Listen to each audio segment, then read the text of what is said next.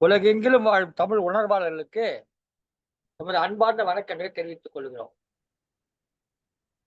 பகுத்துண்டு பல்லுயிரோம் முதல் நூலோர் தொகுத்தவற்றில் எல்லாம் தலை இறந்தும் உயிர் வாழ்தல் வேண்டின் பறந்து கெடுக உலகேற்றான் என்று 2000 ஆண்டுகளுக்கு முன்பு சமநீதி பேசிய சங்கத்தமிழ் இலக்கிய பூங்காவின் தலைவர் ஐயன் வள்ளுவரை தொழுது எங்கள் வாழ்வும் எங்கள் வளமும் மங்காத தமிழ் என்று சங்கே முழங்கு என்று முழங்கிய சங்கத்தமிழ் இலக்கிய பூங்காவின் செயலாளர் பாவேந்தர் பாரதிதாசனை வணங்கி இன்றைய நிகழ்ச்சிக்குள் வருகிறோம். இன்றைக்கு திருக்குறள் கருத்தரங்கம் என்று ஒன்றை நடத்துகிறோம்.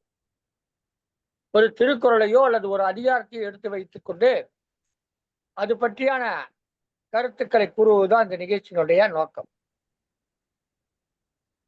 ஏற்கனவே நாம் திருக்குறளுக்கு கதை சொல்லுகிற நிகழ்ச்சிகள் பலவற்றை நடத்தி இருக்கிறோம்.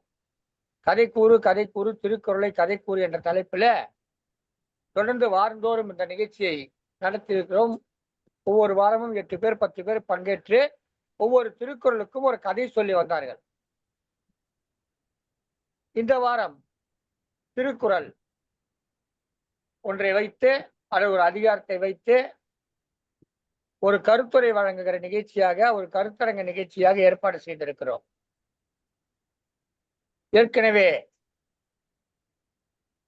திருக்குறள் கதை கூறல் நிகழ்ச்சிக்கு பொறுப்பாளராக இருந்த கவிநிலவுப்பா ஆயிஷா சித்திக் அவர்களே இந்த திருக்குறள் கருத்தரங்க நிகழ்ச்சிக்கும் பொறுப்பாளராக இருந்து அவருடைய தலைமையில் தான் இன்றைக்கு அந்த நிகழ்ச்சி நடைபெற இருக்கிறது.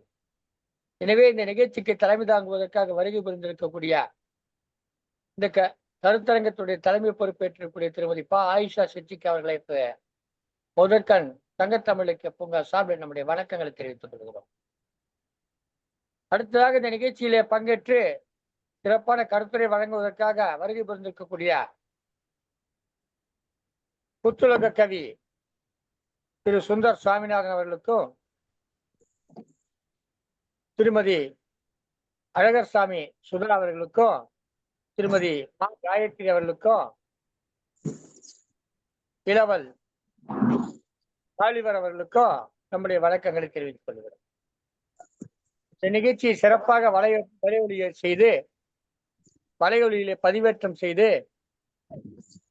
பலருக்கும் தொடர்ந்து வழங்கிக் கொண்டிருக்கக்கூடிய சங்கத்தமிழ் தொலைக்காட்சியுடைய மேலாண் இயக்குநர் திருமதி சிவகாமி சண்முக சுந்தரம் அவர்களுக்கும் இதை வானொலி வழியாக உங்களுக்கெல்லாம் வானிலையிலே தவழ விட்டுக் கொண்டிருக்கக்கூடிய தமிழொலி வானொலியுடைய இயக்குநர்கள் திரு நயனைவதியன் மற்றும் திருமதி சசிகலா நயனைவதியன் ஆகியோர்களுக்கும் நம்முடைய வணக்கங்களை தெரிவித்துக் கொள்கிறோம். இந்த நிகழ்ச்சியை வலைவொலி வழியாகவும் வானொலி வழியாகவும் கண்டும் கேட்டுக் கொண்டிருக்கக்கூடிய அத்தனை தமிழ் உள்ளங்களுக்கும் நம்முடைய வணக்கங்களை தெரிவித்துக் கொள்கிறோம். இன்றைக்கு உலக பொதுமறை என்று போற்றக்கூடிய திருக்குறளை பற்றி ஒரு கருத்தரங்கை ஏற்பாடு செய்திருக்கிறோம். சற்றேறக்குரிய 2000 ஆண்டுகளுக்கு முன்பு என்று சொன்னாலும் கூட அவர் எத்தனை ஆண்டுகள் வாழ்ந்தார் என்று தெரியாது. வள்ளுவர் ஒரு 250 ஆண்டுகள் வாழ்ந்திருப்பார். இந்த காலத்துல அப்படித்தான் வாழ்ந்திருக்கிறார்கள். இப்போது போல நமக்கு ஒரு உள்ளுணர்வு மணிக்கடிகை பொருத்தி வைத்துக் கொண்டு 60 வயது 70 வயது என்று வைத்துக் கொண்டிருப்பது இப்போது நம்முடைய வழக்கமாகிவிட்டது. ஆனால் அன்றைக்கெல்லாம் ஆழ்ந்த சுவாசம், தூய்மையான காற்று, இதனால் நீண்ட ஆயுளோடு வாழ்ந்திருப்பார்கள். அதனால்தான் வள்ளுவர் நமக்கு கிடைத்திருக்கின்ற 133 அதிகாரங்களை எழுதுவதற்கு ஏதோ வந்தோமா போனோமா உட்கார்ந்தோமா 4 திருக்குறள் எழுதணுமா, ஒரு தேநீரை குடிச்சோமா, அடுத்து இன்னொரு 4 திருக்குறள் எழுதணுமா, ஒரு மாச்சில சாப்பிட்டோமா, அடுத்து 2 திருக்குறளை எழுதிட்டு ஒரு அதிகாரம் முடிஞ்சு போச்சு தூக்கி போட்டுலாம் போயிருக்க மாட்டேன். ஏனென்றால் அப்படிப்பட்டதாக இல்லை அந்த திருக்குறள். ஒவ்வொரு திருக்குறளையும் ஆழ்ந்து நாம் பார்க்கிற போது ஒவ்வொரு திருக்குறளும் 1000 கதைகளை சொல்லிக் கொண்டிருக்கிறது. 2000 ஆண்டுகளை கடந்தும் நம்மோடு இன்றும் வாழ்ந்து கொண்டிருக்கிறது. நம்மோடு மட்டுமல்ல, உலகெங்கிலும் இருக்கக்கூடிய தமிழ் உணர்வாளர்களோடு தமிழ் படித்தவர்களோடு மட்டுமல்லாமல் தமிழே தெரியாத பிற மொழியாளர்களோடும் திருக்குறள் இணைந்து அவருடைய வாழ்க்கையை செம்மைப்படுத்திக் கொண்டிருக்கிறார். அதனால்தான் அது உலக பொதுமறை என்று சொல்ல ஒரு பேரதிசயமாக ஒன்றை நடந்தது. திருக்குறள்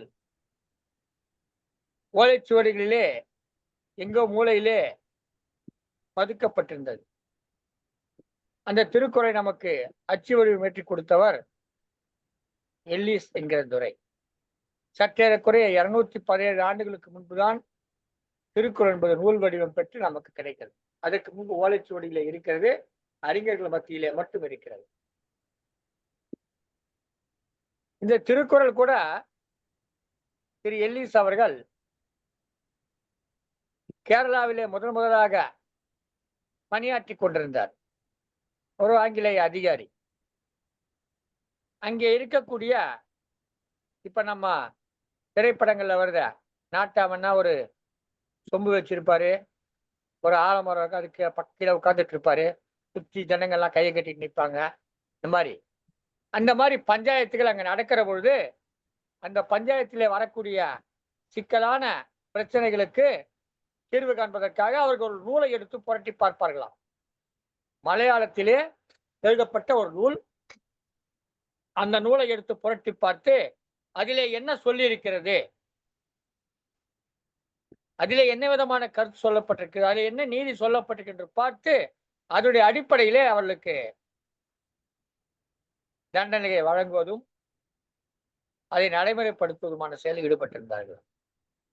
அப்போ அந்த எல்லிஸ் துரை அங்க இருந்தவர் என்ன பண்றாரு, அது என்னையா புத்தகம், அதை பார்த்து பார்த்து சொல்றது என்ன புத்தகம் அப்படி கேட்ட உடனே அவங்க எடுத்து கொடுக்குறாங்க. இந்த புத்தகம் ரொம்ப அருமையான புத்தகமா இருக்குதே, இது யாரு எழுதுந்து என்று கேட்ட போது, இது மலையாள புத்தகம் அல்ல, மலையாளத்தில் மொழிபெயர்க்கப்பட்ட ஒரு புத்தகம், இது உண்மையில் தமிழில் எழுதப்பட்ட ஒரு நூல், அந்த நூலின் பெயர் திருக்குறள், நாங்கள் தமிழில் இருந்த அந்த நூலை மலையாளத்திலே மொழிபெயர்த்து நாங்கள் வாசித்துக் கொண்டிருக்கிறோம். இந்த அளவு பார்த்தீங்கன்னா இந்தியாவிலேயே இருக்கிற மாநிலங்களிலேயே கல்வி போன்ற பலவற்றில் சிறந்து விளங்குகிற மாநிலமாக கேரளா இருக்கிறது. காரணம், நமக்கு முன்னாடியே அவன் திருக்குறளை படிச்சிருக்கான்னு தெரியுது. அதன் பிற்பாடு இந்த நூலை பற்றி எல்லிஸ் பல இடங்களிலும் தேடி பிற்பாடு கந்தசாமி என்கிற ஒரு சமையற்காரரால் அந்த நூல் கிடைக்க பெற்று அந்த நூலை அவர் சற்றேறக்குறைய 217 ஆண்டுகளுக்கு முன்பு அச்சுக்கு கொண்டு வந்து இந்த உலகத்துக்கு கொடுத்தார். அதன் பிறகு இப்போ பல அதிகாரங்களை, அதாவது அறத்துப்பாலை மொழியாக்கம் செய்கிறார், மற்ற வகையில் அதை மொழியாக்கம் செய்திருக்கிறார்கள். நிறைய பேர் நிறைய லத்தீன் மொழிக்கு கூட மொழிபெயர்த்ததாக செய்தி இருக்கிறது, பிரெஞ்சு மொழிக்கு மொழிபெயர்த்தாக செய்திருக்கிறது. அந்த மொழிபெயர்ப்பு பணியில வீரமாமுனிவர் கூட ஈடுபட்டிருக்கிறார். இப்படி திருக்குறள் உலகமெல்லாம் சென்று பரவுகிறது. இன்றைக்கும் அந்த எல்லிஸ் என்பவருடைய பெயரிலே சென்னையிலே அண்ணா சாலைக்கு அருகிலே ஒரு சாலை இருக்கிறது, எல்லிஸ் சாலை என்ற ஒரு சாலை இருக்கிறது. சென்னையிலே இருந்த அத்தனை ஆங்கிலேயர்கள் பெயரில் இருந்த சாலைகளும் மாற்றப்பட்டிருந்தாலும் கூட அந்த சாலையின் பெயர் இதுவரை மாற்றப்படவில்லை. காரணம், நம்முடைய திருக்குறளை நமக்கு எடுத்து வந்து கொடுத்தவர் எல்லிஸ் என்பதால் அவர் பெயரை மாற்றார். இத்தகைய சிறப்பு வாய்ந்த இந்த திருக்குறள் நமக்கு வாழ்வியலையும் நாம் எப்படி வாழ வேண்டும் என்பதை மட்டுமல்லாமல் எப்படி வாழக்கூடாது என்பதையும் கூட நம்மளுக்கு பல இடங்களிலே சொல்லிக் கொடுத்திருக்கு. இந்த திருக்குறளிலே ஒவ்வொரு அதிகாரமாக எடுத்துக்கொண்டு அல்லது ஒரு குறளை எடுத்துக்கொண்டு சில பேர் இங்கே கருத்துரையாற்ற வருகை புரிந்திருக்கிறார்கள். அவர்களெல்லாம் வருக வருகவென்று வரவேற்று இந்த நிகழ்ச்சியுடைய தலைமை பொறுப்பேற்றிருக்கிற திருமதி ஆயிஷா சித்திக் அவர்கள் கவிஞர் விருது பெற்றவர், எண்ணற்ற விருதுகள் பெற்றவர், சிறப்பான கவிஞர், நல்ல சிறுகதை ஆசிரியர், இப்பொழுது இந்த கருத்தரங்க நிகழ்ச்சிக்கும் பொறுப்பெடுத்துக் கொண்டிருக்கிறார். இவருடைய தமிழ் பணி மிகவும் பாராட்டத்தக்கது, போற்றத்தக்கது. அவர்களை இந்த தளத்தை பொறுப்பெடுத்து சீரும் சிறப்புமாக நடத்துமாறு கேட்டுக்கொள்கிறேன். இந்த நிகழ்விலே பங்கேற்றிருப்பவர்களை அழைக்கிற பொழுது திருமதி அழகர்சாமி சுதா, திரு சுந்தர் சுவாமிநாதன், திரு ஆலிவர், திருமதி மா காயத்ரி, அப்புறம் கவிஞர் கா வாகிதா பர்வீன், அப்புறம் வி யோகேஷ், பெரியவங்களா சின்னவங்களான்னு தெரியல, தமிழ் திரு வி யோகேஷ், இப்படி வரிசையிலே அழைக்குமாறு அன்புடன் கேட்டுக்கொண்டு, அம்மா வாங்க அம்மா. நன்றிகள் ஐயா. தமிழால் இணைவோம். சங்க தமிழ் இலக்கிய பூங்காவின் தலைவராம் வள்ளுவர், செயலராம் பாவேந்தர் பாரதிதாசன் ஆகியோரை போற்றுகின்றேன். இந்த திருக்குறள் கருத்தரங்கத்திற்கு தலைமையேற்று நடத்தும் சங்கத்தமிழ் இலக்கிய பூங்காவின் ஒருங்கிணைப்பாளர் கலைமாமணி நீலகண்ட தமிழன் ஐயா அவர்களுக்கும், இந்த நிகழ்வை வலையேற்றம் செய்யும் திருக்குறள் தொண்டர் சிவகாமி சண்முகசுந்தரம் அம்மா அவர்களுக்கும், வானொலி வழியாக ஒளிபரப்பும் ஜெர்மன் தமிழருவி வானொலி நிலைய இயக்குநர்கள் அனைவருக்கும் முகமன் கூறுகின்றேன். இந்த சிறப்பான கருத்தரங்கில் தங்களது கருத்துக்களை நம்முடன் பகிர வந்துள்ள அனைத்து ஆன்றோர்களையும் வருக வருக என்று வரவேற்று மகிழ்கின்றேன். முதலாவதாக இந்த கருத்தரங்கத்தில் எனது கருத்தை வழங்குகின்றேன். தலைப்பு கல்வி. கற்கை நன்றே கற்கை நன்றே, பிச்சை புகினும் கற்கை நன்றே என்ற வாக்கிற்கு இணங்க கல்வி நம் வாழ்க்கையில் மிகவும் இன்றியமையாதது ஆகும். இதன் பயனை உணர்ந்ததாலோ என்னவோ அதற்கே என்று தனியாக ஒரு அதிகாரத்தையே நம் தெய்வ புலவர் வள்ளுவர் படைத்துள்ளார். பொருட்பால் அரசியல் பிரிவில் அதிகாரம் 40 கல்வி என்ற அதிகாரத்தை தந்துள்ளார். அதில் நான் எடுத்துள்ளது 391வது குறள், கற்க கசடர கற்பவை கற்றபின் நிற்க அதற்கு தக. கல்வியின் முக்கியத்துவத்தை வள்ளுவர் திரும்ப திரும்ப நமக்கு வலியுறுத்துகின்றார். இது 40வது அதிகாரத்தில் வருகின்றது. இதை உற்று நோக்கும் போது 39வது அதிகாரமாக இறைமாட்சி, அதில் 383வது குறளில் தூங்காமை கல்வி துணிவுடைமை இம்மூன்றும் நீங்கா நிலன் ஆள்பவர்க்கு என்று தோற்றுவாய் செய்த மாட்சியை விரித்து கூறுவதால், அதாவது தூங்காமை கல்வி என்று அரசனுக்குரிய இயல்பாக இறைமாட்சி என்ற அதிகாரத்தில் வள்ளுவர் குறிப்பிடுகின்றார். அதற்கு அடுத்ததாக, அதற்கு 39ற்கு அடுத்ததாக 40வது அதிகார கல்வி என்று வைத்துள்ளார். அரசனுக்கு உரிய பண்பாக இதை வள்ளுவர் குறிப்பிடுகின்றார். ஒருவன் பல நூல்களை கற்க வேண்டும். அறநூல், நீதி நூல், யானை குதிரை தேர் படைக்கலம் பற்றிய நூல், இப்படி எந்த நூலாக இருந்தாலும் சரி, அது தனக்கு மட்டுமின்றி மண்ணுயிருக்கும் பயன்படுதல் நோக்கி ஒருவன் கல்வி கற்க வேண்டும்.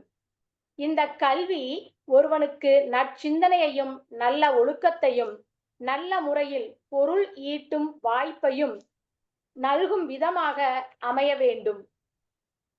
நமது குறளில் கற்க கசடர கற்பவை கற்றபின் நிற்க அதற்கு தக. கல்வியை கற்க வேண்டும்.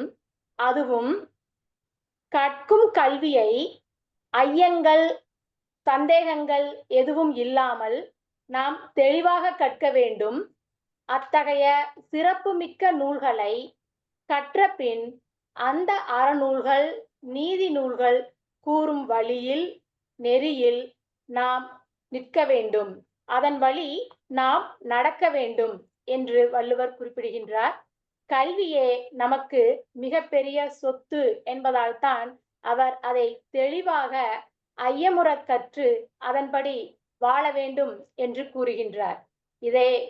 இதே கருத்தைத்தான் நாலடியாரும் கல்வி கரையில கற்பவர் நாள் சில மெல்ல நினைப்பின் பிணிபல தெல்லிதின் ஆராய்ந்தமைவுடைய கற்பவே நீரொழிய பாலுன் குறுகித் தெரிந்து என்று கூறுகின்றது.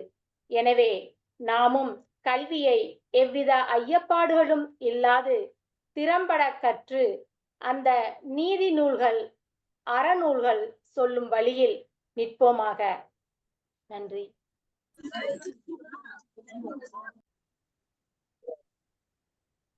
அருமையான திருக்குறள். கற்க கசடர கற்பவை கற்ற பின் நிற்க அதற்கு தக என்கிற திருக்குறள். அந்த திருக்குறளுக்கு ஒரு அருமையான விளக்கம் சொன்னாங்க. கல்வியை கற்க வேண்டும்.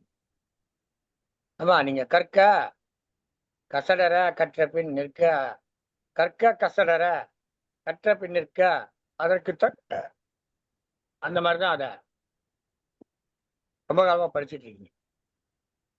பிழை கிடையாது, சரிதான். நான் அதையே வேற மாதிரி படிக்கிறேன். கற்க கசடர கற்பவை.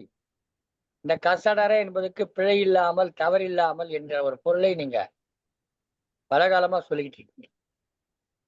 நான் நினைக்கிறேன் வள்ளுவர் சொன்னது நம்ம உள்ளத்துக்குள் இருக்கக்கூடிய கசடுகள் அறத்தக்கவற்றை, அதுதான் கற்க வேண்டியவை, அதுதான் கற்பவை. எல்லாவற்றையும் கற்று ஒன்னே ஆக போறது இல்ல. ராஜேஷ்குமார் நாவலை படிச்சு என்ன பண்ண போறீங்க? இல்ல வேற ஒரு மர்ம கதையை படிச்சு என்ன பண்ண போறீங்க? ஒன்னும் பயன் கிடையாது. எனவே கசடர கற்பவை என்று சொன்னால் உங்கள் உள்ளத்திலே இருப்பவற்றை, இருக்கின்ற அழுக்குகளை எல்லாம் எது போக்குகிறதோ, அந்த கசடுகளை போக்குகிறதோ அதுதான் கற்பவை, கற்கத்தக்கவை. அவற்றை கற்ற பின் நிற்க அதற்கு தக என்று வள்ளுவர் சொல்லி இருப்பாரோ என்று நான் ஒரு கருதுகோளை சொல்லுகிறேன். இது சரியாக இருக்கலாம். ஆண்டோர்கள் இருக்கக்கூடிய ஒரு அவை. எனவே நீங்கள் அதை பிற்பாடு எனக்கு தெரிவிக்கலாம் என்று கூறி மிக அருமையான ஒரு விளக்கத்தை கொடுத்தார்கள். அதற்கு நாலடியாரையும் எடுத்துக்காட்டு கொடுத்தார்கள். 4 2 சொல்லுக்குருதி என்று சொல்வார்கள். அந்த வகையில தொடரட்டும் அம்மா உங்களுக்கு தலைமைப்படி. நன்றிகள் ஐயா. அடுத்ததாக புத்துலக கவி சுந்தர் சுவாமிநாதன் நெல்லையிலிருந்து வருகின்றார். வாருங்கள் ஐயா, இந்த அரங்கத்தில் உங்களது கருத்துக்களை தாருங்கள். வணக்கம் அம்மா. வணக்கம் ஐயா. வாழ வைக்கும் அன்னை தமிழுக்கு என் முதல் வணக்கம். ஐயன் வள்ளுவனை வணங்கி சங்க தமிழ் இலக்கிய பூங்கா ஒருங்கிணைப்பாளர் தமிழ் சுடர் நீலகண்ட தமிழன் ஐயாவுக்கு வணக்கம். ஒருங்கிணைப்பு கவிஞர் கவி நினைவு ஆயிஷா சித்திக் அவர்களுக்கு என் வணக்கம். அனைத்து கவி உள்ளங்களுக்கும் வணக்கத்தை கூறி நான் குரலுக்கு வருகிறேன். நான் எடுத்துக்கொள்ள தலைப்பு அதிகாரம் 14 ஒழுக்கமுடைமை. குறள் 131. ஒழுக்கம் விழுப்பம் தரலான், ஒழுக்கம் உயிரினும் ஓம்பப்படும். மனித உடலுக்கும் உயிருக்கும் உயர்ந்த தன்மை தருவது ஒழுக்கம். அதனால் ஒழுக்கத்தை கடைபிடித்து வாழ்வதே சிறப்பை தரும். சிறு வயது முதலே குழந்தைகளுக்கு ஒழுக்கத்தை கற்றுக் கொடுக்க வேண்டும். பிற பொருளின் மீது ஆசை கொள்ளாதிருத்தல் வேண்டும் என்பதை உணர்த்திட வேண்டும். உழைப்பின் உன்னதத்தை அறிந்து அதிக கவனம் உழைப்பில் செலுத்துவதே உயர் பண்பாகும். பிறரின் உழைப்பில் உண்ணுவது, பிறர் உழைப்பை சுரண்டி உயர்ந்திடும் எண்ணம் கொண்ட தீய குணத்தை விட்டொழித்து ஒழுக்கத்தின் வழி நடந்தால் ஊர்மெச்ச புகழை செய்துவிடும்.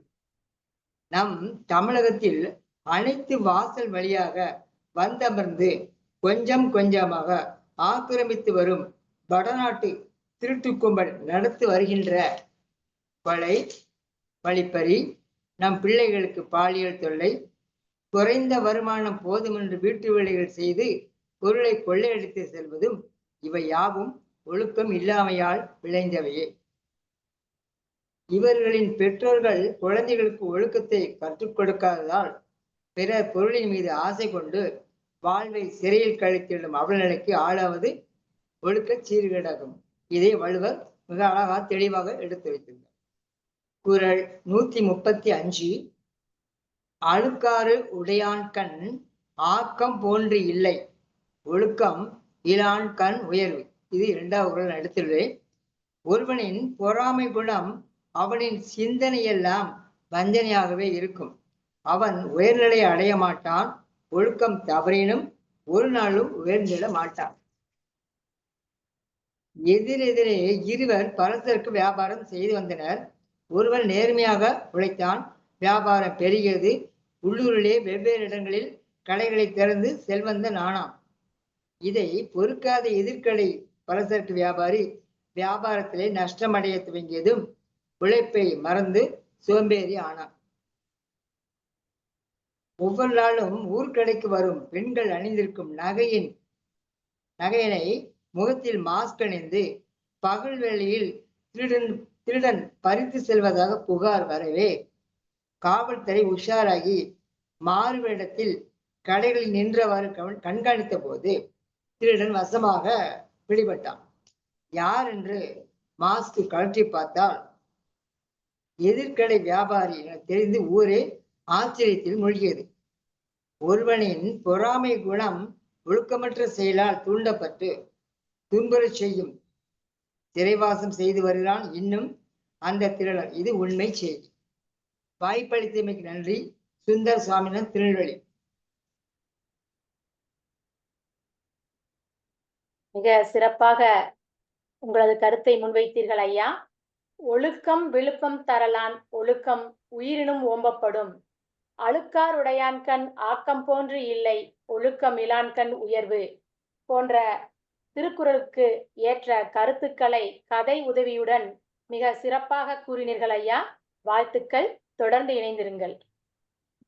ஒழுக்கம் விழுப்பம் தரலான், ஒழுக்கம் உயிரினும் ஓம்பப்படும் என்றார் வள்ளுவர். ஒழுக்கத்தை வரும்ப உயிரை விட பெருசாக போற்ற வேண்டும். அதுதான் உங்களுக்கு உயர்வு தரும். ஒழுக்கம்தான் உயர்வு தரும். இதே மாதிரி அழுக்காரை பத்தி சொன்னார். அதேதான் வள்ளுவர் நோர்த்து சொல்ற, அழுக்காரவா வெகுளி இன்னாச்சொல் இன்னான்கும் இழுக்கா என்றதான். அறத்துக்கு அப்பாற்பட்டிருக்கக்கூடியது இந்த நான்கு. இந்த நான்கு எதுன்னு கேட்டா, ஒன்று அழுக்காறு, பொறாமை. இரண்டாவது அவா, ஆசை அல்லது பேராசை. மூன்றாவது வெகுளி, கோபம். நான்காவது இன்னாச்சொல். இந்த நான்கு தொடர்ச்சியா வருது. எப்படி? முதல்ல பொறாமை வந்து, அப்புறம் ஆசை, அதை நாம் அடையணுன்ற ஆசை. அதுக்கப்புறம் அவன் அடைஞ்சிட்டானேன்ற கோபம். அதுக்கப்புறம் எல்லா தப்பான பேச்சு, தீய சொற்கள், இதெல்லாம் வரிசையா வந்தது. இந்த நான்கு வந்துச்சுன்னா இந்த ஒழுக்கத்தில் தான் அவன் விலகி விடுவான். இழுக்கு என்று சொல்லுகிறார். மிக அழகாக இந்த அழுக்காறு என்கிற அந்த ஒரு குணத்தையும் தீ குணத்தையும் ஒழுக்கத்தையும் இணைத்து மிகச்சிறப்பாக இரண்டு பொருட்களை பாக்களை எடுத்துக்கொண்டு ஒரே வழங்கி மிகவும் நன்றி ஐயா. சிறப்பு. நன்றி. அடுத்ததாக திருமதி அழகர்சாமி சுதா அவர்கள் தங்களது கருத்தை கூற வருகின்றார். வாருங்கள் அம்மா.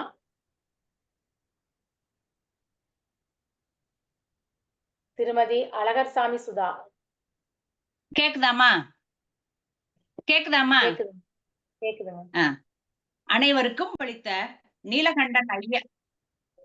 நீலகண்டன் ஐயா அவர்களுக்கும் சங்க இலக்கிய பூங்கா உறுப்பினர்களுக்கும் தலைமை ஏற்று இருக்கும் ஆயிஷா அம்மா அவர்களுக்கும் என் நன்றி கலந்த வணக்கத்தை தெரிவித்துக் கொள்கிறேன். நான் எடுத்துக்கொண்ட தலைப்பு ஒழுக்கமுடைமை. அதிகாரம் 14. நன்றிக்கு வித்தாகும் நல்லொழுக்கம் தீயொழுக்கம் என்றும் இடும்பை தரும். நல்ல ஒழுக்கம் எல்லா சிறப்புகளுக்கும் அடிப்படை. தீய ஒழுக்கம் இடையுறாத துன்பம் தரும். ஒழுக்கம் அறத்தை வளர்க்கும்.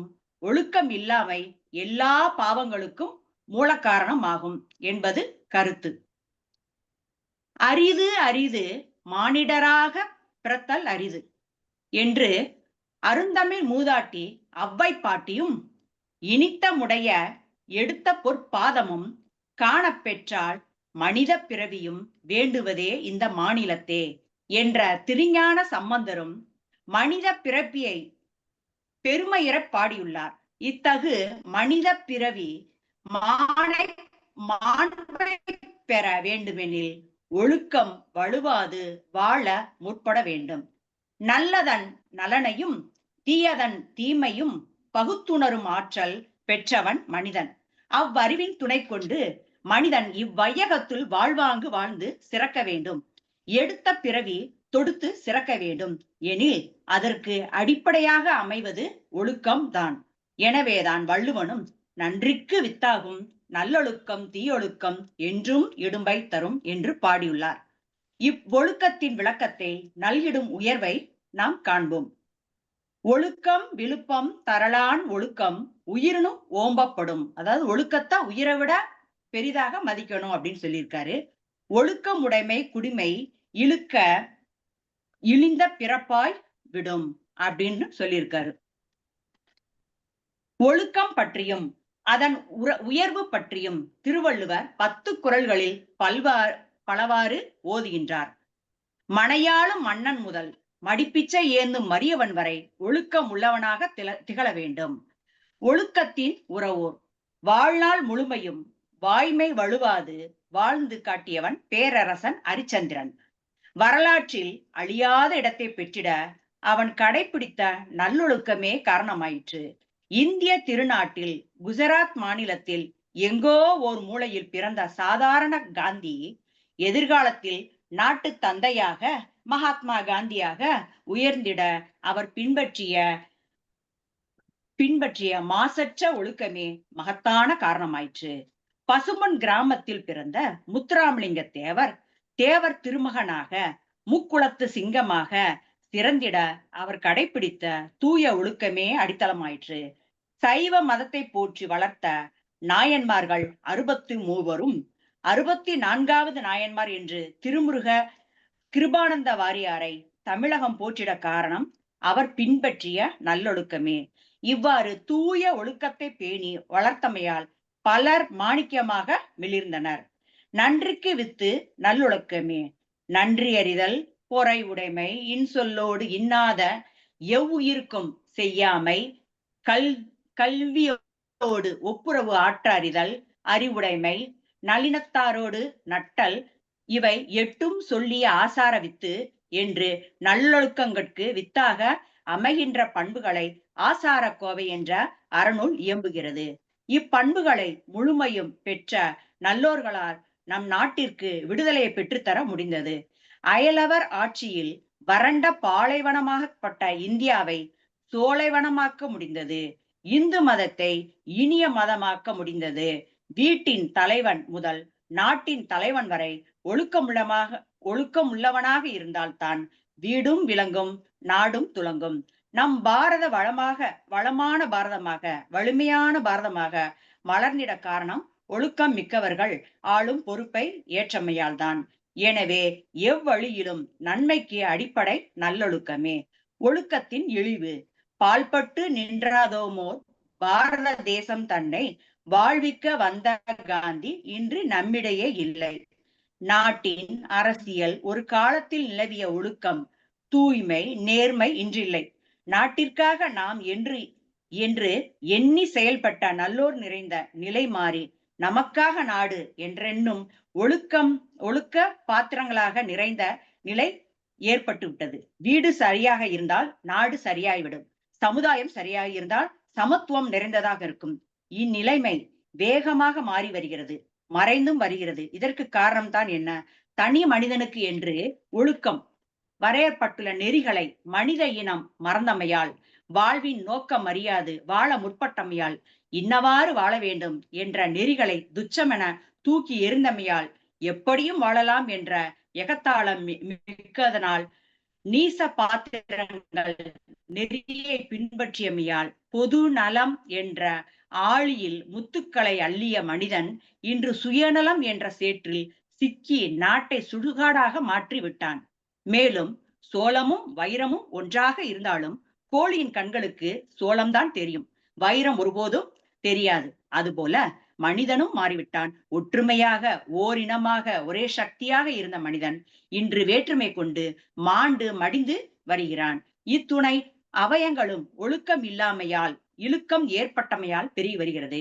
எனவே அல்லவை தேர்ந்து நல்லவை மலர வேண்டும் எனில் மனிதனாக பிறந்த ஒவ்வொருவரும் ஒழுக்கத்தை உயிர் மூச்சாக கருதி வாழ முற்பட வேண்டும்.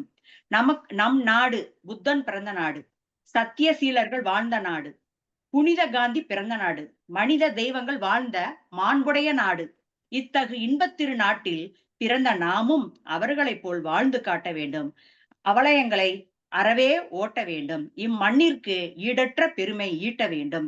நிறைவாக மக்களுக்கு ஈக்களுக்கு தலைவனாக இருந்து நாறுவதை காட்டிலும் சிங்கங்களுக்கு வாளாக இருந்து சீறுவதே நன்று என்று கூறி என் உரையை நிறைவு செய்கிறேன். வாய்ப்புக்கு நன்றி. மிக சிறப்பான கருத்துக்களை நம்முடைய வைத்தார் அழகர்சாமி சுதா அவர்கள். நன்றிக்கு வித்தாகும் நல்லொழுக்கம் தீயொழுக்கம் என்றும் இடும்பை தரும் என்ற குறளுக்கு ஏற்ற கருத்துக்களை வைத்தார். மனித பிறவி மாண்பை பெற வேண்டும் என்றால் ஒழுக்கமே சிறந்த வழி என்று கூறினார். அதற்கு ஹரிச்சந்திரன், காந்தி உட்பட பல தலைவர்களை உதாரணமாக காட்டினார். ஆசாரக்கோவை நூலையும் மேற்கோள் காட்டினார். மிக சிறப்பாக இருந்தது அம்மா உங்களது உரை. வாழ்த்துக்கள். தொடர்ந்து இணைந்திருங்கள். அருமையான உரை வழங்கினார்கள். எவரும் ஒழுக்கமுடைமையிலிருந்து எடுத்துக்கொண்டு பலவாறாக கருத்துக்களை தொகுத்து கொடுத்தார்கள். மிகவும் சிறப்பம்மா, சிறப்பான கருத்துக்கள்.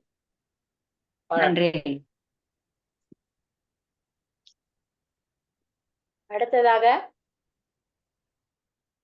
திரு ஆரோக்கியா ஆலிவர் ராஜ் ஹைதராபாத்தில் இருந்து தமது கருத்துக்களை நம்மிடையே பகிர்ந்து கொள்ள வருகின்றார். வாருங்கள் ஐயா. தா ஆரோக்கியா ஆலிவர் ராஜ். வணக்கம். கேக்குதுங்களா? தெரியுதுங்களா? பேசுங்க ஐயா. நான் பேசுறது கேக்குதுங்களா? ஐயா பேசுங்க. வணக்கம். வாருங்கள் ஆலிவர். ஐயா நான் பேசுறது கேக்குதாங்க? வாருங்கள் ஆலிவர், வாருங்கள். வணக்கம், வாருங்கள். வணக்கம் ஐயா, கேக்குதாங்க ஐயா? பேசுங்க ஐயா. கேக்குதியா? வணக்கம் சொல்றேன்ல ஐயா. இது அப்புறம் இப்பதான் எனக்கு கேக்குது. அந்த ஷேரிங் பண்றது வந்து பண்ணிக்காது. Not turn on. சரிங்க. வாங்க. அனைவருக்கும் வணக்கம். எத்தனையோ திருக்குறள்கள் வந்து இருக்கின்றன. ஆனால் எனக்கு மிகவும் பிடித்தமான ஒரு அதிகாரம் என்றால் அது வினைத்திற்பம். எந்த நேரத்துல நான் எந்த ஒரு சூழ்நிலையில இருந்தாலும், ஒரு சோர்வா இருந்தா இல்ல மற்றவங்க சோர்வா இருந்தா, நான் எடுத்து சொல்லக்கூடிய இல்ல சொல்லி பார்க்கக்கூடிய ஒரே அதிகாரம் அப்படின்னா வினைத்திற்பம் அப்படின்றதுதான். இது 67வது அதிகாரம். முதலாவது வந்து பார்த்தோம்னா, வினைத்திற்பம் என்பது ஒருவன் மனத்திற்பம், மற்ற எல்லாம் பிற. அதாவது நம்ம ஒரு செயலை செய்யறோம் அப்படின்னா அந்த செயலின் வலிமை அப்படின்றது நம்ம மனதின் வலிமை, நம்ம எண்ணத்தின் வலிமை. இந்த செயலை வந்து செய்து முடிக்கணும் அப்படின்னு நாம எப்படி திட்டமிட்டு மன உறுதியோட இருக்கோமோ அந்த மன உறுதியினுடைய அளவுல தான் செயலின் உறுதி, செயலினுடைய வலிமை இருக்கும். மற்ற எல்லாம் வந்து அவ்வளவு ஒரு பொருட்டா வந்து கருத்து தேவையில்லை அப்படின்னு சொல்றாங்க. அடுத்ததாக, ஊறு ஒரால் உற்ற பின் ஒல்காமை இவ்விரண்டின் ஆரென்பர் ஆய்ந்தவர் கோல் அப்படின்னு சொல்றாங்க. ஏதோ ஒரு செயலை எடுத்தாலும் அதுல ஊறு அதாவது ஒரு துன்பம் ஊறு வராமல் காத்து கொள்பவர்களும், அந்த ஊறு உற்ற பின்பு அதன் பொருட்டு ஒல்காமல், அதாவது ஐயோ துன்பம் நடந்துருச்சே, ஒரு சிக்கல் வந்துருச்சே அப்படின்னு சொல்லி ஒரு துவண்டு போய் ஒடுங்கி போய் அமர்ந்துடாம துணிச்சலா நிக்கக்கூடியது.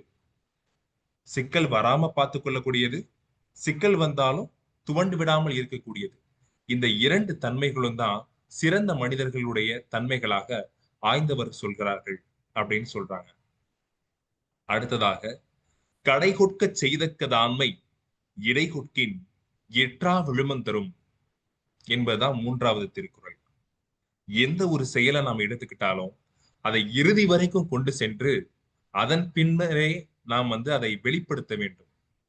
மாறாக இடையிலேயே நான் அதை செய்கிறேன், இங்க பாருங்க நான் அதை செய்யறேன் அப்படின்னு சொல்லிட்டு நம்ம சொல்லும் போது நம்ம மனதிலேயே வந்து அதற்கான பல்வேறு தடைகள் வந்து ஏற்பட்டு நம்ம அந்த செயலை வந்து முடிக்கக்கூடிய அந்த வினை திட்பம் அப்படின்றது வந்து குறைஞ்சிரும்.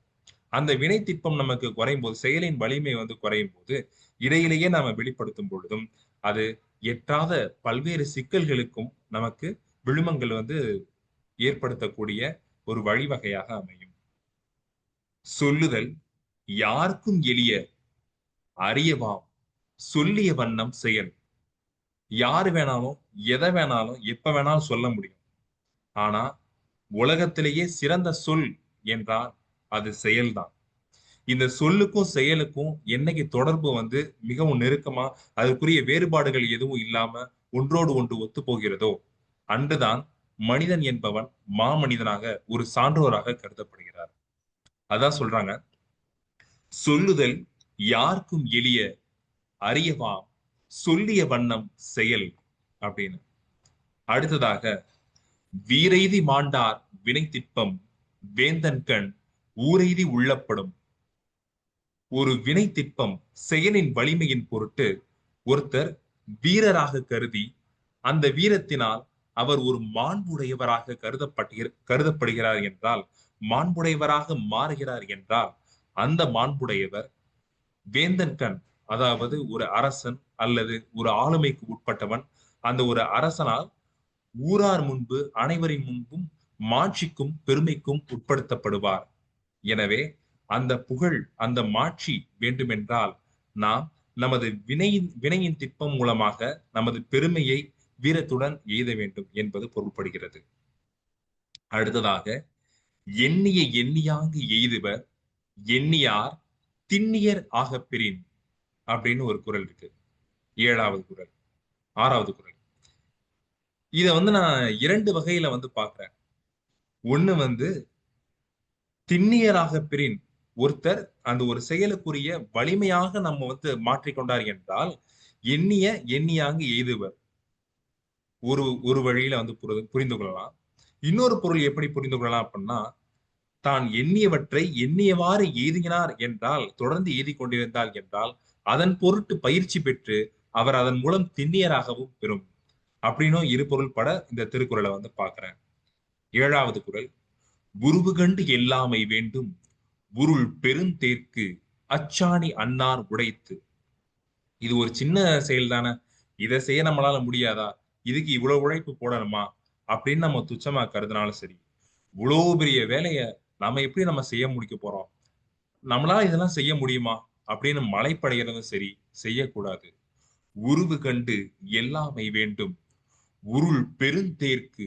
நம்ம ஒரு தஞ்சாவூர் கோயில் தேரையோ இல்ல வேற எந்த தேரையோ எடுத்துக்கலாம், எவ்வளவு பெரிய தேரை வேணாலும் இருக்கும், ஆனா அதுக்குன்னு ஒரு சின்ன அச்சாணி இருக்கும்.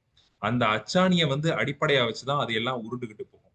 அதே போல எல்லாத்துக்கும் அந்தந்த உருவத்தை வைத்து எல்லாமை வேண்டும், மாறாக அதற்கு ஒவ்வொருத்தருக்கு வந்து எதன வந்து முக்கியத்துவம் கொடுக்கணுமோ அதை வந்து நம்ம சரியா கொடுக்கணும் அப்படின்னு சொல்றாங்க. கலங்காது கண்ட வினைக்கண் துலங்காது தூக்கம் கழிந்த செயல். நம்ம ஒரு வினைக்கண்ணை வந்து ஒரு செயலை நம்ம செய்யணும் அப்படின்னு நம்ம நினைச்சிருக்கோம், அதை கலங்காம நம்ம வந்து நினைச்சிட்டோம் அப்படின்னா அதுக்கு வந்து நம்ம துலங்காது. எப்படின்னா தூக்கம் கழிந்த செயல் அப்படின்னா நம்ம தூங்கவே கூடாது அப்படின்றது வந்து பொருள் கிடையாது. மாறாக இந்த இடத்துல தூக்கம் அப்படின்றது சோம்பேறி, தளர்ச்சி இதை வந்து குறிக்குது. தளர்ச்சி அடையாமல் தொடர்ந்து அந்த வேலையை செய்து விரைவாக அந்த வேலையை முடிக்க வேண்டும், முழு மூச்சாக முழு கவனமாக அதை செய்ய வேண்டும் அப்படின்றதான் இந்த குறள் வந்து குறிக்குது. கலங்காது கண்ட வினைக்கண் துலங்காது தூக்கம் கழிந்த செயல். அடுத்ததாக, துன்பம் உறவரினும் செய்க துணிவாற்றி இன்பம் பயக்கும் வினை. ஒரு வினை நமக்கு ஒரு செயல் வந்து நமக்கு வந்து இன்பத்தை கொடுக்கக்கூடியது என்றால் இது வந்து ஒரு முடிவு, அந்த நமக்கு வைக்கக்கூடிய குறிக்கோள் அப்படின்றது இன்பத்தை தரக்கூடியது அப்படின்னாலும் இடையிடையே வந்து நிறைய துன்பங்கள் வரும். அந்த துன்பம் உறவரினும் செய்க துணிவாற்றி இன்பம் பயக்கும் வினை. அந்த இன்பம் பயக்கும் வினையை துணிவாற்றி நம்ம தொடர்ந்து செஞ்சுக்கிட்டே இருக்கணும், செயல் திட்பத்தோட நம்ம செய்து கொண்டே இருக்கணும் அப்படின்னு வள்ளுவர் சொல்றாரு. அடுத்ததாக, இணை திட்பம் எய்திய கண்ணும் வினை திட்பம் வேண்டாரை வேண்டாது உலகு. நம்ம என்னதான் ஒரு வலிமையா இதுலதான் வலிமையா இருந்தாலும் சரி, உடல் வலிமையா இருந்தாலும் சரி, இல்ல மனம் வலிமையா இருந்தாலும் சரி, இல்ல வேற என்ன என்ன சொல்றது, நிறைய பொருட்கள் இருக்குது, சொத்து, இந்த மாதிரி எத்தனையோ வலிமைகள் வந்து இருக்குது. அவ்வாறு எந்த வலிமை எனை திட்பம் எய்திய கண்ணும் வினை திட்பம் ஒரு செயலை செய்து முடிக்கக்கூடிய அந்த ஒரு வலிமை, செயலில் இருக்கக்கூடிய உறுதி, செயல் உறுதி இல்லையெனில் எனை திட்பம் எய்திய கண்ணும் வினை திட்பம் வேண்டாரை வேண்டாத உலகு, இந்த உலகம் வேண்டாது அப்படின்னு சொல்றாரு. ஆக இந்த 10 குறள்களும் அடங்கிய வினைத்திட்பம் என்னும் இந்த 67வது அதிகாரத்தை நான் எப்பொழுதெல்லாம் வந்து சோர்வா இருக்கணும், இப்ப மத்தவங்க யாராவது சோர்வா இருக்கும்போது பார்க்கும்போது இதை பத்தி நாங்க வந்து கலந்துரையாடல் செய்வோம். எனக்கு மிகவும் பிடித்த அதிகாரம் இது. இதை சொல்றதுக்கான வாய்ப்பினை கொடுத்ததுக்கு அனைவருக்கும் நன்றி செலுத்துகிறேன். நன்றி. சிறப்பு ஐயா. வினைத்திட்பம் என்ற அதிகாரத்தில் வினைத்திட்பம் என்பது ஒருவன் மனத்திட்பம், மற்றைய எல்லாம் பிற என்ற குறள் உட்பட அனைத்து குறள்களுக்கும் சிறப்பாக தங்களது கருத்தை கூறினீர்கள் ஐயா. வாழ்த்துக்கள். தொடர்ந்து இணைந்திருங்கள். அடுத்ததாக கவிஞர் வாஹிதா பர்வீன் அரவக்குறிச்சியிலிருந்து தமது கருத்துக்களை நம்முடன் பகிர வருகின்றார். வாருங்கள் அம்மா. வாஹிதா தமிழ் சூழ இவ்வுலகில். அம்மா வணக்கம், கேக்குதுங்களா? வணக்கம் அம்மா. நான் என்னோட உரையை ஆரம்பிக்கிறேங்க. ஆரம்பிங்க. தமிழ் சூழ் இவ்வுலகின் தமிழ் சுவாசிக்கும் உள்ளங்கள் அனைவருக்கும், சங்கத்தமிழ் இலக்கிய பூங்கா உறவுகள் அனைவருக்கும் இனிய அன்பின் வணக்கங்கள். முப்பாலின் சொந்தக்காரன் வள்ளுவன் இன்றைய கருத்தரங்கில் என் பதிவுகளாக பொருட்பாலில் அரசியல் சார்ந்து அமைந்துள்ளவற்றை நான் உங்களுடன் பகிர்ந்து கொள்கிறேன். குறிப்பு அதிகாரம் 71. அரசர் கருதியதை அவர் கூறாமல் அறிதலை, அதை பற்றியான தகவல்களை உங்களுடன் பகிர்ந்து கொள்கிறேன். குறள் எண் 706. அதிகாரம் 71. குறிப்பு அறிதல். அடுத்தது காட்டும் பளிங்கு போல் நெஞ்சம் கடுத்தது காட்டும் முகம். அதாவது தன்னை அடுத்த பொருளதன் நிறத்தை தானே கொண்டு காட்டும் பளிங்கு போல ஒருவன் நெஞ்சத்து மிக்கதனை அவன் முகம்தானே கொண்டு காட்டும். இதில் வள்ளுவர் குறிப்பிடுவது அவன் மனம் என்னவாக இருக்கும் என்பதை அவனுடைய முகமே காட்டுவதாக கூறுகிறாள். இதற்கு சிறந்த உரையாக பரிபெருமாள் அவர்களின் உரையாகவும் மேல்முகம் அறிவிக்கும் என்றார். அஃது அறிவிக்குமாறு என்னை என்றார்க்கு வெகுட்சி உண்டாகின் கருகியும் மகிழ்ச்சி உண்டாயின் மலர்ந்தும் காட்டும் என்றது. இந்த குறள்ல பளிங்கு எவ்வாறு தனக்கு தேர்ந்தெடுக்கப்பட்டது எல்லாம் தனக்கு கண்முன் வருவதை எல்லாம் வெளிப்படையாக காட்டுவதோ அது போன்று மனிதனுடைய அகத்தினுடைய இருப்பதை அவனுடைய முகத்தில் காட்டுவதாக குறள் கூறுகிறது. இதற்கு சங்க இலக்கியங்களில் ஒப்புமைகளாக சிலவற்றை உங்களுடன் பகிர்ந்து கொள்கிறேன். அடுத்தது காட்டும் பளிங்கு போல சேர்ந்துமிழ் நிறத்தை சேர்ந்தலான் ஓர்ந்துனர் வில்வர் உள்ளம் ஒப்புது என்று கம்பராமாயணம் கூறுகிறது. நெஞ்சத்தில் மிக்கதனை முகம் காட்டுதல் முன்னம் காட்டி முகத்தில் உரையர் என்று அகநானூறு கூறுகிறது. புறநானூறும் இந்த கருத்தை ஒட்டி கூறுகின்றது. முன்னம் முகத்தில் புணர்ந்தவர் என்று புறநானூறு கூறுகின்றது. நான்மணி கடிகையும் இதே கருத்தை ஒற்று கூறுகிறது. முன்னம் முகம் போல முன்னிருப்பதில் ஒருத்தன் முகநுரைக்கும் உள் நின்ற வேட்கை. சங்க இலக்கிய நூல்கள் நிறையவற்றில் தங்களுடைய கருத்துக்களை ஒற்றி கூறுகின்றன. பழமொழியும் இந்த கருத்தை ஒற்றி கூறுகின்றது. ஒளிப்பினும் உள்ளம் பறந்ததே கூறும் முகம் நோக்கி முகனறிவார் முன்னம் அறிவர். இவ்வாறு கூறுகிறது. அடுத்து பெருங்கதையும் இந்த கருத்தை ஒற்றியே கூறுகிறது. அகத்தை எல்லாம் முகத்தினது துணர்ந்து. ஒரு குறள் சார்ந்து சங்க இலக்கியங்களில் ஒவ்வொரு விஷயங்களிலும் தொடர்புடையவற்றை கூறுகின்றன. கம்பராமாயணத்தின் உளவியலால் தொகுப்பில் அழிந்தது பிறவி எனினும் அகத்தில் முகத்திற்கு காட்ட என்று விபீடனன் கூடிய கருத்தை சார்ந்து இந்த கருத்து அமைந்துள்ளது. இவ்வாறு திருக்குறள் நிகழ்வுகளாக சங்க இலக்கிய பதிவுகளிலும் திருக்குறள் வழிகாட்டின் நெறிமுறைகளிலும் குரல் சார்ந்து நிறைய சிந்தனைகள் என் முன் விரித்துக்கின்றன. வாய்ப்பிற்கு நன்றி. வணக்கம். சிறப்பு அம்மா. அடுத்தது காட்டும் பளிங்கு போல் நெஞ்சம் கடுத்தது காட்டும் முகம் என்ற குறளுக்கு சங்க இலக்கிய நூல்கள் புறநானூறு, அகநானூறு, பழமொழி உட்பட பல நூல்களில் மேற்கோள் காட்டி தமது கருத்துக்களை கூறினார்கள். மிக சிறப்பான உரையாக அமைந்தது. வாழ்த்துக்கள் அம்மா. தொடர்ந்து இணைந்திருங்கள். நன்றி. அடுத்ததாக மழலை யோகஸ்ரீ அவர்கள் மயிலாடுதுறையிலிருந்து வருகின்றார். வாருங்கள் பாப்பா. அனைவருக்கும் வணக்கம். என் பெயர் வி. யோகஸ்ரீ.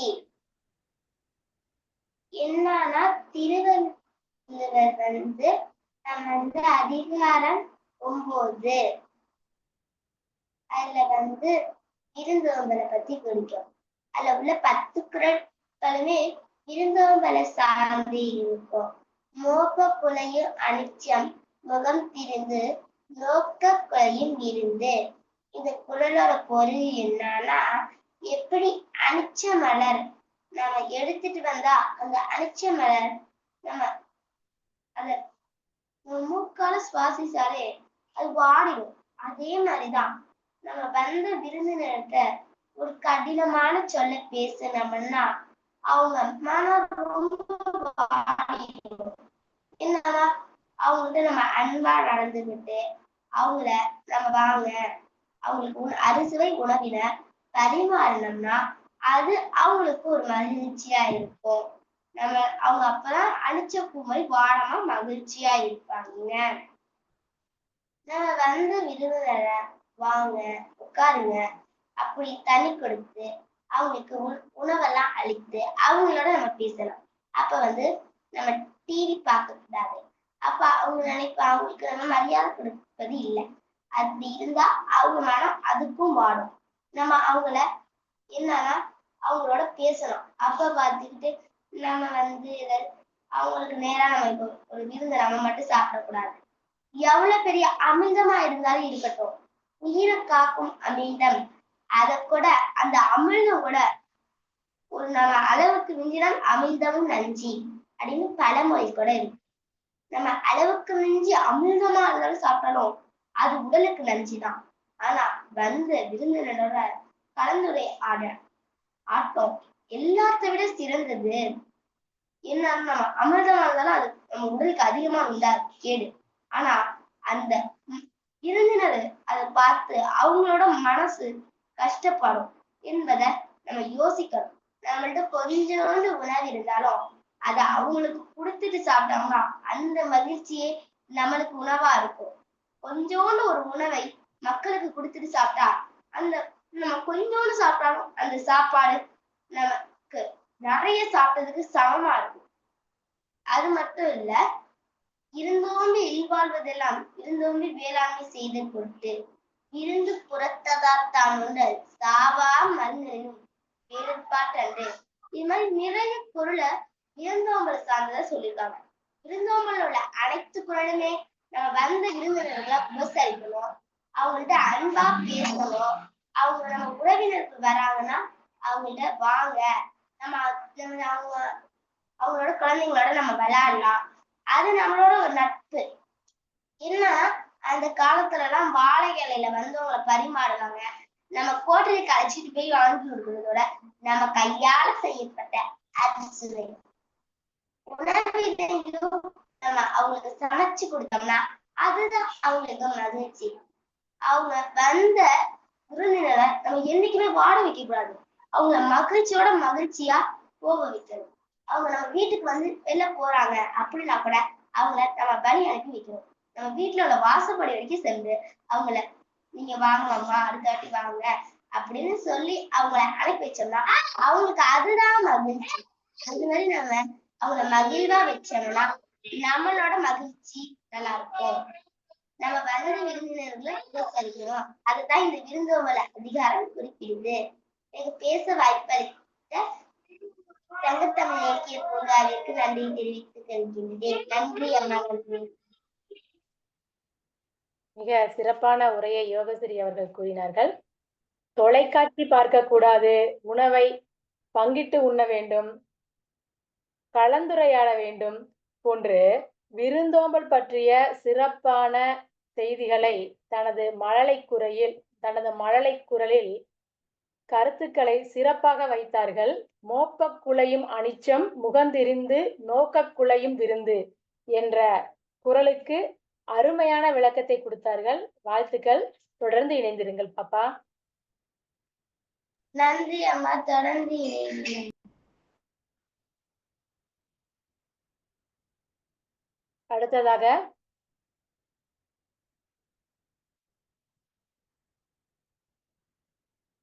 மாலும் குரலாய் வளர்ந்திரண்டு மான் அடியான் ஞாலம் முழுவதும் நயந்தளந்தான் வாள் அறிவின் வள்ளுவரும் தம் குரல் வெண்பா அடியால் வையத்தார் உள்ளுவ எல்லாம் அளந்தார் ஓர்ந்து என்று பரணர் திருவள்ளுவ மாலையில் குறிப்பிடுகின்றார். திருமாலும் குரலாய் பிறந்து வளர்ந்து 2 பெரிய அடிகளால் உலகம் அனைத்தையும் விரும்பி அளந்தான். மெய்யறிவினை உடைய திருவள்ளுவரும் தம்மின்றும் தோன்றி அந்நிலை நிற்கின்ற வெண்பா குரலின் 2 சிறிய அடிகளால் அவ்வுலகம் அனைத்தினும் உள்ளோரால் நினைக்கப்பட்டவற்றை எல்லாம் ஆராய்ந்து அளந்தார் என்று பரணர் கூறுகின்றார். அத்தகைய சிறப்புமிக்க திருக்குறளை பற்றிய கருத்துக்களை இங்கு பதிவிட்ட அனைவருக்கும் நன்றிகளை தெரிவித்துக் கொள்கின்றேன். இந்த நிகழ்ச்சி நடப்பதற்கு நமக்கு வாய்ப்பளித்த ஒருங்கிணைப்பாளர் கலைமாமணி நீலகண்ட தமிழன் ஐயா அவர்களுக்கும், திருக்குறள் தொண்டர் சிவகாமி சண்முகசுந்தரம் அம்மா அவர்களுக்கும், திரு நயனை விஜயன், திருமதி சசிகலா நயனை விஜயன் அம்மா அவர்களுக்கும் இந்த கருத்தரங்கில் பங்கேற்று தங்களது கருத்துக்களை நம்மிடம் கூறிய அனைத்து நல்லுள்ளங்களுக்கும் எனது நன்றியை தெரிவித்துக் கொள்கின்றேன். நன்றி, மகிழ்ச்சி.